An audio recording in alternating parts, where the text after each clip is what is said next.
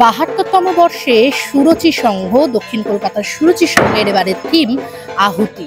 এবছর এখানে দেখানো হবে বিপ্লবীদের কর্মকাণ্ড, এবং আমি এখন যেখানে বসে রয়েছি সেটা একটা জেল। মানে এবছর যেই থিমে এই সুরুচি সংঘের মণ্ডপ সেজে উঠেছে, এবং মা দুর্গার মূর্তিও কিন্তু একেবারে যেরকম জেলের আদলে জেলে দুর্গাপুজো করা হয় এবং চারিপাশে বন্দে মাতরম লেখা, মানে একটা বিপ্লবী কর্মকাণ্ড যাকে বলা যায়। আহুতি বলতে তো আমরা আত্মবলিদান বুঝি বা বলিদান বুঝি।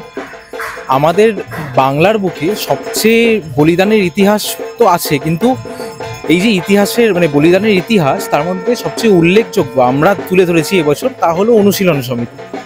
অনুশীলন সমিতি মানে অনেকে হয়তো নাম শুনে থাকবেন ক্ষুদিরাম বসু, ঋষি অরবিন্দ ঘোষের, কিন্তু এরা আছে। তাছাড়া গণেশ ঘোষ, প্রীতিলতা বাদ্দেদার, এদের নাম সবাই জানে, কিন্তু এনারা যে একটা সংস্থার মধ্যে জড়িত ছিল, সংস্থা শুরু করেছিল তারাও, অনুশীলন সমিতি। অনুশীলন সমিতির কথা মানুষ প্রায় বলতে বসেছে আজকের দিনে, জানানো এবং সেই ইতিহাসটাকে আবার নতুন করে তাদেরকে বোঝানো, পড়ানো যে বাংলার বুকে কিন্তু প্রথমবার সশস্ত্র বিপ্লব চালু হয়েছিল ব্রিটিশদের বিরুদ্ধে। যেই ব্রিটিশ রাজ, তাদের কাছে এত রিসোর্সেস, এত কিছু, এত অস্ত্র, তা সত্ত্বেও কয়েকজন দামাল মানে বাঙালি ছেলেরা, আমাদের ক্ষুদিরাম বসু হয়ে গেল, প্রফুল্ল চাকি, তাছাড়াও মাসারদা সূর্য সেন, বাঘা যতীন, এরা সবাই মিলে এক সশস্ত্র বিপ্লব শুরু করেছিল, যা কিন্তু মানে অনন্য, যা ছাড়া আজ স্বাধীনতা মানে আমরা ভাবতেও পারছি না। আমাদের রাজ্যের গুরুত্বপূর্ণ মন্ত্রী মাননীয় তিনি মেন উদ্যোক্তা আর কি। হ্যাঁ, তো সেক্ষেত্রে আমরা এই যে এই এবছরের থিমের যে ভাবনা, এবং তুমি যেটা বললে যে সবাইকে মনে করে দেওয়া বা ইয়ে করা, আমরা সবসময় যেটা শুনেছি যে মানে তৃণমূল থেকে বলা হয় যে রাজ্যের আর কি বহিরাগতরা ঢুকে পড়েছে, এবং তোমাদের এবছরের থিম হচ্ছে আহুতি। মানে শেখার সেই দিক থেকেই হয়তো যোগাযোগ নেই, কিন্তু মানুষ তো ভাবতেই পারে। আমরা মানুষের উপর পুরোটা ছাড়ছি, আমরা যোগাযোগ স্থাপন করার জন্য ভাবনাটাকে আনিনি।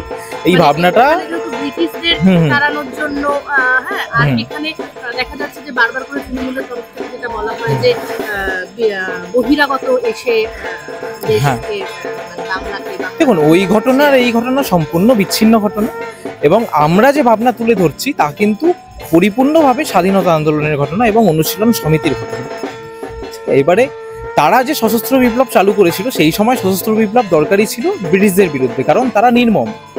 আজকে তো তার কোনো আমি মানে পাচ্ছি না, কোনো মানে সমান্তরাল কিছু পাচ্ছি না, কিন্তু হ্যাঁ মানে আমরা মানুষের উপর ছাড়বো পুরোটা।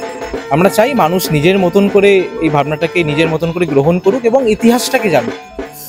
আমাদের প্রধান লক্ষ্য এটাই যে মানুষ যেন অনুশীলন সমিতিকে নতুনভাবে জানতে পারে, ইতিহাসটাকে আবার নতুনভাবে পড়তে পারে।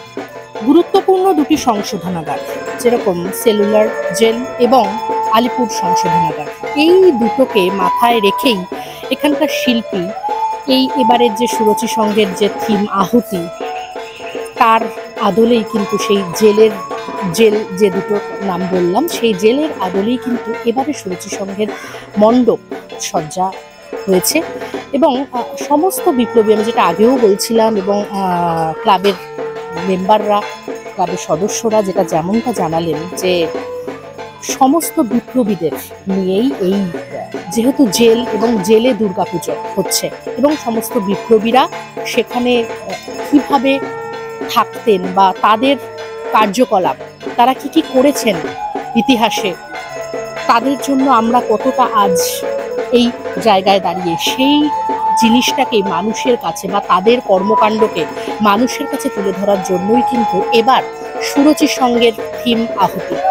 আর এই থিমের এই অপূর্ব সৌন্দর্য দেখতে গেলে আপনাদের কিন্তু আসতেই হবে দক্ষিণ কলকাতার এই অন্যতম পুজো সুরুচি সংঘের মণ্ডপে। ক্যামেরায় মহিমার সঙ্গে নিবেদিতা, বাংলা হান্ট, কলকাতা। আরো ভালো ভালো খবর দেখতে সাবস্ক্রাইব করুন বাংলা হান্টের ইউটিউব চ্যানেল। বাংলা হান্টের আরো খবর দেখতে নজর রাখুন। বাংলা খবর মানেই বাংলা হান্ট।